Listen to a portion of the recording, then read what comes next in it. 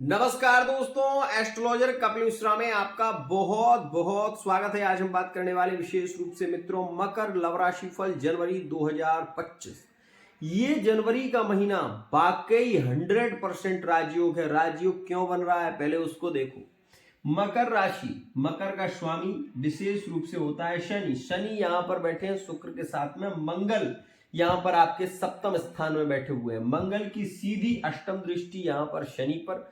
शनि की यहां से सीधी जो सप्तमस्थ शनि की दृष्टि हो रही है वो यहां पर आ रही है। और यहां पर आप ये भी देखें, ये जो सूर्य है अभी आ जाएंगे कहां पर, मकर राशि में 15 जनवरी 2025 से।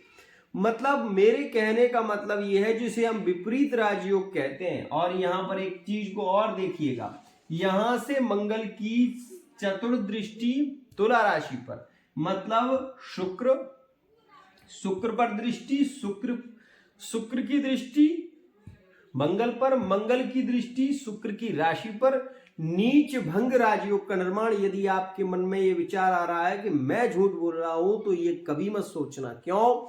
क्योंकि केरलीय पद्धति को देखो, पाराशरीय ज्योतिष देखो, होरा पाराशरीय देखो, उसमें आपको ये सूत्र मिलेंगे कि राशि से राशि का सिद्धांत, अगर ग्रह बैठकर राशि को देखता है और राशि का स्वामी यदि उस ग्रह को देख ले तो वह नीच भंग राजयोग का निर्माण बना देता है। तो इस बात को समझे, जो लोग अभी वर्तमान में सिंगल है उनके लिए यहां पर प्रेम की तड़प बढ़ रही है। लेकिन ये बात ध्यान रखना कि ये मकर राशि के लिए ज्यादा लाभकारी है। वर्तमान के समय में आप किसी को लाइक करें, पसंद वो व्यक्ति भी आपको करेगा। लेकिन यहां पर 15 जनवरी के बाद नए रिलेशन में मिलन के योग प्रारंभ हो रहे हैं। मतलब हम ये कह सकते हैं कि आप यदि किसी को अपने दिल की बात कहना चाहते हैं तो वो 15 जनवरी के बाद आप कह सकते हैं। वो समय आपके लिए ज्यादा लकी। यदि आप लोगों के भी नो कॉन्टैक्ट की स्थिति बनी हुई है, आप लोगों में विवाद चल रहा है, तो मैं ये कहूंगा कि अभी का जो समय चल रहा है ना वो द्वादश का है, उतना अच्छा नहीं है। लेकिन 15 जनवरी के बाद जो योग बन रहा है वो आपके मिलन का है, वो आपके रिश्तों में प्रेम बढ़ाएगा। वो समय आपके लिए ज्यादा लकी है। एक और खास बात, अभी वर्तमान में पिता का सपोर्ट नहीं मिलेगा। अभी वर्तमान में आपको अपने परिवार का सपोर्ट नहीं मिलेगा। मान लीजिए आप कोई निर्णय ले रहे हैं, मान लीजिए आप विवाह ही करना चाहते हैं और आपका पार्टनर भी आपसे बहुत ज्यादा स्नेह करता है, प्रेम करता है, लेकिन वर्तमान का जो समय चल रहा है वो विशेष रूप से धन के सूर्य चल रहे हैं, इस वजह से भी। और अगर आप निर्णय लेंगे तो वो निर्णय गलत हो जाएगा, मतलब विवादास्पद हो जाएगा। जल्दबाजी में कोई कार्य मकर राशि वाले जातक अभी ना करें तो ज्यादा अच्छा है।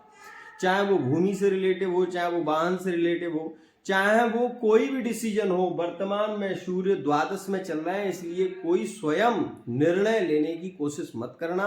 पहले किसी से सलाह लो, उसके बाद निर्णय लो, वो ज्यादा अच्छा है। एक और खास बात, यहां पर जब यह 15 जनवरी में आएंगे ना तो जितने भी मकर राशि वाले जातक बेरोजगार बैठे हुए हैं, जो रोजगार की तलाश कर रहे हैं, नहीं मिल रहा है, उनके लिए ये योग ज्यादा अच्छा है।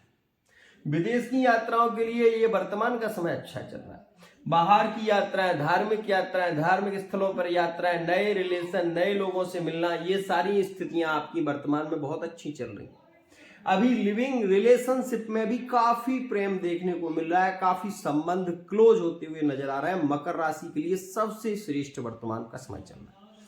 यहां पर मैं बता दूं, जब यह सूर्य बुध यहां पर आएंगे तो द्वितीय योग बन जाएगा। और जो पैसा आप कमा रहे हैं वो रुक नहीं रहा है, वो टिक नहीं रहा है, वो यहां पर सेव होना शुरू हो जाएगा। मतलब आपने 500 रुपए कमाए, उसमें से 300 रुपए आपके खर्च हो गए, तो 200 रुपए आप यहां रखेंगे, वो आपके सेव होंगे। तो यहां पर ये पैसा आपका रुकना शुरू हो जाएगा। और यहां पर एक और बात, सबसे अच्छा समय ये किसके लिए पता है? यदि आपकी कोई एग्जाम चल रहा है, यदि आप किसी कंपटीशन में भाग ले रहे हैं, उसके लिए बहुत अच्छा है। लिविंग रिलेशनशिप में फिजिकल रिलेशनशिप के योग 100% केंद्रित होने वाला है। और एक बात ध्यान रखना, मैं फेकालॉजी के काम नहीं करता, जो बता रहा हूं 100% बता रहा हूं। इसके बाद जब समय आएगा तो उस समय मुझे आप कमेंट करें, मैसेज करें, मैं आपको बताऊंगा। लेकिन ये ग्रह गोचरीय सिद्धांत है, इस बात का ध्यान रखें, आपकी चंद्र राशि पर निर्भर करता है। अगर आपकी कुंडली में सूर्य की महादशा चल रही है 100% आप व्यापार में, बिजनेस में ग्रोथ करेंगे।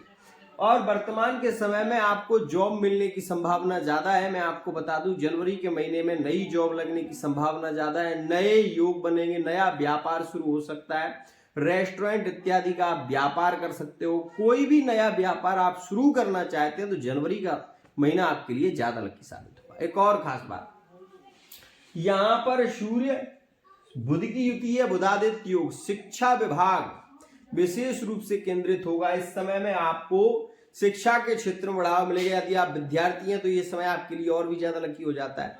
इस समय में आप विद्या के क्षेत्र में महारत हासिल करेंगे, आपके नए रिलेशन के योग बनेंगे, आपके परिवार में सामंजस्य इस समय में बढ़ेगा। साथ ही साथ मैं आपको ये बता दूं कि यहां से ये योग गुरु का है, इसलिए विवाह से रिलेटिव चर्चाएं ज्यादा होंगी, रिश्ते फाइनल ज्यादा होंगे और वो 15 जनवरी 2025 से शुरू हो जाएगा। अब आपके मन में एक विचार आ सकता है कि अभी तक तो ऐसा नहीं हो पा रहा था, अब क्यों हो जाएगा? सही बात है, सूर्य बुध की युति आपकी लग्न में है, लग्न से पंचम में गुरु है, गुरु से पंचम में केतु बैठा हुआ है। अब आप ये देखें, शुक्र सूर्य के साथ में, शुक्र के साथ में शनि बैठा हुआ है, दोनों मित्र। यहां पर देखें तो ये तृतीय भाव में शुभ कारक होता है राहु। आप ये भी नहीं भूल सकते कि आप मकर राशि के हैं, आपके बिजनेस में, व्यापार में जो आपको नए नए आइडिया आ रहे हैं, जो आपको ग्रोथ मिल रही है, जो आप सफलता की ओर जा रहे हैं, उस सबका कारण राहु है। ये बात ध्यान रखना। राहु केवल आपके रिलेशन में प्रॉब्लम देता है, राहु केवल उन रिलेशनों को यहां पर तोड़ने का काम करता है। जिन्होंने लव मैरिज की वो मकर राशि वाले जातक पछता रहे हैं, जो अरेंज मैरिज की है वो ठीक है, लेकिन जिन्होंने लव मैरिज की वो अपनी लव मैरिज करने के बाद कहीं ना कहीं पीड़ित हो रहे हैं, पार्टनर को लेकर दुखी हो रहे हैं, परिवार को लेकर दुखी हो रहे हैं, ऐसा देखा जा रहा है। यहां पर बता दूं कि 7.5 का दौर अब खत्म होने वाला है और 7.5 जब खत्म होगी तो आपको और भी उच्च सफलता की प्राप्ति होगी। लेकिन शनि आपके लिए वर्तमान में क्लोज संबंध, गुप्त संबंधों के योग बना रहे, अधिक से अधिक योग ऐसा है कि आपको आकर्षण की वृद्धि करा रहा है। आपका इस समय में व्यापार बहुत अच्छा चलेगा। 15 जनवरी से 22 जनवरी के बीच का समय फिजिकल रिलेशनशिप का है और ये समय 15 से 22 मोस्ट इंपोर्टेंट रहेगा, क्योंकि मंगल से युति, इसमें रिश्ते फाइनल होंगे, इसमें विवाह से रिलेटिव चर्चाएं होंगी, इसमें मैरिड लाइफ में बहुत कुछ होने वाला है, ध्यान रखिएगा। तो ये समय आपके लिए ज्यादा लकी है, लेकिन ये समय थोड़ा नेगेटिव भी है। किनके लिए? जो लोग मैरिड लाइफ में है, इस समय में ध्यान रखना। मैरिड लाइफ में मैं विशेष कह रहा हूं, इस समय में ध्यान रखना, पार्टनर के साथ में अधिक से अधिक समय बिताने की कोशिश करना, पार्टनर के मन की जिज्ञासाओं को जानने की कोशिश करना, पार्टनर की फीलिंग को समझने की कोशिश करना। ये मंगल कर्क राशि में बैठकर मन को केंद्रित करता है, मन को दूसरों की बातों में उलझा देता है। मतलब आप ये देख सकते हैं कि यदि आपकी पत्नी, विशेष रूप से मकर राशि वाले जातक अपनी पत्नी, और मकर राशि वाले जो जातकाएं हैं, जो पत्नी है, वो अपने पति के स्थान, सप्तम स्थान पर विशेष ध्यान दो। इस समय में क्या होगा, दूसरे की बातों में आकर कलह हो सकता है, दूसरों की बातों में आकर विवाद हो सकते हैं, चाहे वो आपकी पिता पक्ष से हो, चाहे वो ससुराल पक्ष से हो, चाहे वो आपके मायके पक्ष से हो। यहाँ पर विवादित स्थितियां तब होंगी जब कोई व्यक्ति आपको आपके ही रिलेशन में समझाने की कोशिश करेगा और आप उसकी बात मानोगे तो 100% आप अपने रिश्तों को खराब करोगे। तो इस समय में अपने पार्टनर को समय देने की आपको जरूरत है। इस समय में यात्राएं, साथ में रिलेशन में बहुत श्रेष्ठ योग चल रहे हैं। ये आपके लिए तब अच्छा ज्यादा होगा जब आप अपने पार्टनर को समय देंगे, पार्टनर के साथ में घूमेंगे, एंजॉय करेंगे, तब ये समय आपके लिए ज्यादा लकी है। और इस समय में वाहन का सुख आपको प्राप्त हो सकता है। इस समय में आप पैसा खूब कमाएंगे, इसमें कहीं कोई दिक्कत नहीं है। लेकिन मैं बार बार ये जरूर कहूंगा कि विश्वास के साथ में रहिएगा और यहां पर अपने पार्टनर पर ध्यान दीजिएगा, क्योंकि 22 जनवरी 2025 के बाद यहां पर स्वास्थ्य की स्थितियां बिगड़ सकती हैं, स्वास्थ्य से रिलेटेड प्रॉब्लम सामने आ सकती है। कोई छोटा मोटा ऑपरेशन हो सकता है, पेट से रिलेटेड दर्द की समस्या, स्किन इन्फेक्शन की समस्या, ये सारी स्थितियां आपको पीड़ित कर सकती हैं। तो इस विषय का आपको विशेष ध्यान रखना होगा। अब यहां पर बात आ जाती है उन लोगों की जो संतान की प्लानिंग कर रहे हैं। तो वर्तमान का समय अच्छा चल रहा है, ये जनवरी का पूरा महीना आपके लिए लकी है, संतान के स्थितियों के लिए काफी पॉजिटिव है।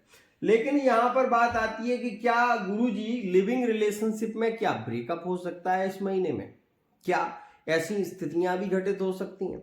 तो मैं केवल यहां पर इतना कहना चाहूंगा कि इस बात का ध्यान रखना, वर्तमान समय में जिन राशियों के नो कांटेक्ट चल रहे हैं उनके मिलन के योग की बात यदि हम करें तो मकर राशि में मेष राशि का मिलन होगा, मकर राशि में तुला राशि का मिलन होगा, मकर राशि में विशेष रूप से यहां पर कुंभ राशि और कर्क राशि के मिलन के योग ज्यादा प्रभावित रहेंगे। ध्यान रखिएगा, मकर कुंभ में, मकर मेष, मकर तुला और मकर कर्क, इन राशियों में मिलन के जो योग हैं वो 15 जनवरी 2025 तक काफी प्रभावित हैं। इस समय में पार्टनर की रिटर्न वापसी के योग ज्यादा प्रभावित होंगे। 22 जनवरी के बाद ब्रेकअप के योग भी शुरू होंगे। तो मकर राशि का ब्रेकअप हो सकता है तो मिथुन राशि में हो सकता है, और मकर राशि के ब्रेकअप यहां पर मिथुन में, कर्क में केंद्रित उस समय फिर होंगे।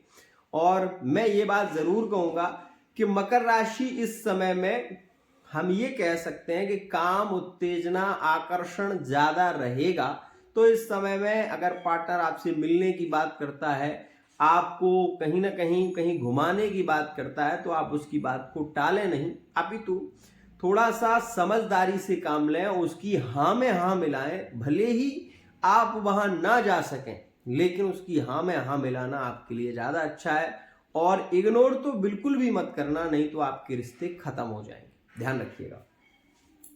यहां पर एक और बात आती है कि जो हमने कर्ज मान लो लिया था, क्या इस महीने में वो कर्ज हम चुका पाएंगे। तो 15 जनवरी के बाद कर्ज ऋण की स्थितियां खत्म होने लगेंगी, और 15 जनवरी के बाद ऋण जो आपने लिया था वो धीरे धीरे खत्म हो जाएगा।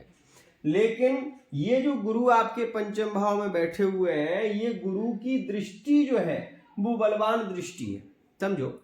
यहां से पंचम गुरु, पंचम से नवम गुरु, तो मित्रों यहां से जो नवम गुरु की दृष्टि है और सूर्य की जो यहां से दृष्टि विशेष रूप से सप्तमस्थ दृष्टि पड़ रही है, ये यहां पर क्या है कि बुध और सूर्य बुधादित्य योग में है। और बुधादित्य जो योग होता है वो व्यक्ति को शासन प्रिय बना देता है। तो आप ये बात का ध्यान रखना कि घर के बड़े लोग इस समय में आपको रोकेंगे टोकेंगे, ज्यादा रोक टोक रहेगी, ऐसी स्थितियां देखने को मिलेंगी। और इनके चलते यदि आप भड़कते हैं तो आपके परिवार की स्थितियां टूट जाएंगी। तो इस वजह से बुजुर्गों की बातों का कभी बुरा नहीं मानना चाहिए। तो इन चीजों का ध्यान रखें। खासकर आपको मैं बता दूं कि मैरिड लाइफ में स्थितियां आज के समय में क्यों बिगड़ रही हैं, परिवेश में क्यों बिगड़ रही हैं। जिनकी कुंडली में ऐसा दोष पाया जाता है ना सप्तम का, उनकी पत्नियां या उनके विशेष रूप से पत्नियां हो, पत्नी कहें तो वो ससुराल पक्ष में मतलब सासू माँ, इनकी बातों पर बहुत जल्दी रूठ जाती है, और इसके चलते वो अपने मायके में ही रहना पसंद करती हैं, ससुराल में रहना पसंद नहीं करती। ऐसी स्थितियां देखी गई हैं, कई बार ऐसा हुआ है। और मैं आपको ये बता दूं कि रोकने टोकने से कभी किसी को कोई पीड़ा नहीं होनी चाहिए। अगर ऐसा होता है तो रिश्ते में प्रॉब्लम बढ़ने लगती है। फिलहाल ये मंगली हो जाती है कुंडली, क्योंकि सप्तम में मंगल दोष को निर्माण बना देती है। तो जिनकी कुंडली में मंगल दोष है, मैं ये बात लास्ट में कह रहा हूं लेकिन समझ लेना, जिनकी कुंडली में मंगल दोष है उनके लिए ये योग अच्छा नहीं है। उनके यहाँ पर 15 जनवरी से 22 जनवरी के बाद जो योग बनेगा वो डिवोर्स का रहेगा 15 से, और जो 22 जनवरी का योग है वो डिवोर्स का है। इसमें डिवोर्स हो सकते हैं, इसमें पत्नी पति में विवाद हो सकते हैं, पारिवारिक स्थितियां अचानक से बिगड़ सकती हैं, और स्वास्थ्य को लेकर भी ये समय अच्छा नहीं। तो मकर राशि के लिए इतनी जो नेगेटिविटी है वो मैंने आपको बता दी। अब यहां पर आप ये देखें कि यह जो राहु है और ये जो मंगल है ये आपस में दृष्ट है, तो ये अंगारक दोष का निर्माण है। और अंगारक दोष जब बनता है तो होता क्या है कि आप अगले व्यक्ति को सब कुछ देना चाहते हैं, अपने जीवन का हर सुख देना चाहते हैं, लेकिन वो व्यक्ति आपकी फीलिंग को नहीं समझना चाहता। ये स्थिति यहाँ पर अगर कुंडली में आपके बनी हुई है तो आप ये बात ध्यान देना, आपका पार्टनर तब तक है जब तक आपके पास में पैसा है, उसके बाद पार्टनर चला जाएगा। तो ये बात अंगारक दोष वालों के लिए है, जिनकी कुंडली में अंगारक दोष है, राहु में मंगल चल रहा है, तो इस बात का ध्यान देना, पैसा है तो पार्टनर है, नहीं तो पार्टनर नहीं है। आज के लिए इतना ही। आशा करता हूं ये वीडियो आपको पसंद आई होगी। वीडियो यदि पसंद आई है तो चैनल को सब्सक्राइब करना ना भूलें। खासकर जो थर्ड पार्टी रिलेशन में जुड़े हुए हैं उन लोगों के लिए ये जो समय आएगा 22 जनवरी से, ये समय बहुत अच्छा रहेगा, क्योंकि इस समय में आपके थर्ड पार्टी के रिलेशन ज़्यादा क्लोज हो सकते हैं, ज़्यादा प्रेममय हो सकते हैं, एक दूसरे के प्रति जिज्ञासा ज़्यादा बढ़ सकती है, शादी के बाद भी पार्टनर मिलने आ सकता है, या फिर विशेष रूप से फ़ोन कॉल के माध्यम से वो मिलने की चर्चाएं करता हुआ नजर आएगा। तो मित्रों, आज के लिए इतना ही। अगर ये वीडियो आपको पसंद आया है चैनल को सब्सक्राइब जरूर कर लेना। अगर आपकी लव लाइफ में, मैरिड लाइफ में, थर्ड पार्टी प्रॉब्लम में कोई विशेष प्रॉब्लम चल रही है, समस्या है, तो समाधान मिलेगा फेस रीडिंग के माध्यम से, अंक ज्योतिष के माध्यम से, हस्तरेखा के माध्यम से और कुंडली के माध्यम से 100% जानकारी आपको मिलती है। फिलहाल मैं ये कहूंगा, आप इस बात का ध्यान रखना कि आपकी कुंडली आपके जीवन का अभिन्न अंग है। यहाँ पर ये बात ध्यान रखिए कि मकर जो राशि है उसमें 3 नक्षत्र आते हैं। पहला नक्षत्र है सूर्य का, जो कि उत्तराषाढ़ा नक्षत्र है। भोजा जी जो है, ये इन नामों से अगर किसी का नाम शुरू होता है तो वो राशि बनती है विशेष रूप से मकर, और उसमें होता है सूर्य का भाग। श्रवण नक्षत्र है चंद्रमा का, जो कि मकर राशि में ही आता है।